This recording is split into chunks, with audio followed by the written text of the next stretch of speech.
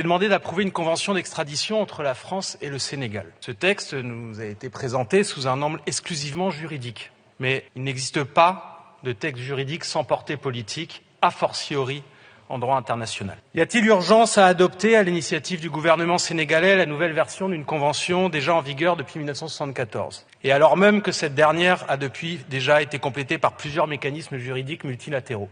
Non. Non, car on ne peut ignorer le contexte politique sénégalais marqué par la dérive d'un président qui réprime et criminalise son opposition. Cette même opposition sénégalaise nous parle. Sachons l'entendre. En l'état, nous dit-elle, cette convention pourrait être détournée au service des objectifs politiques du président Macky Sall. Ce dernier utilise la tactique de lawfare, qui donne les apparences de la justice à la répression politique. En témoignent les arrestations et détentions d'opposants, l'interdiction des rassemblements organisés par l'opposition, les 18 morts causés par les répressions des manifestations depuis juin 2021. Ces pratiques vont de pair avec la mise au pas croissante des pouvoirs législatifs et judiciaires par le pouvoir exécutif, notamment par la réforme du code pénal de 2021, qui étend la qualification de terrorisme à les infractions relevant d'abord de la lutte politique et sociale interne au Sénégal. C'est pourquoi, nous dit encore l'opposition sénégalaise, il aurait entre autres fallu que cette convention précise, je cite, que pour toute demande d'extradition liée à des faits présumés de terrorisme, les parties s'engagent à se conformer aux standards internationaux et classiques en matière de définition du terrorisme. Avons-nous ces garanties concernant le Sénégal ?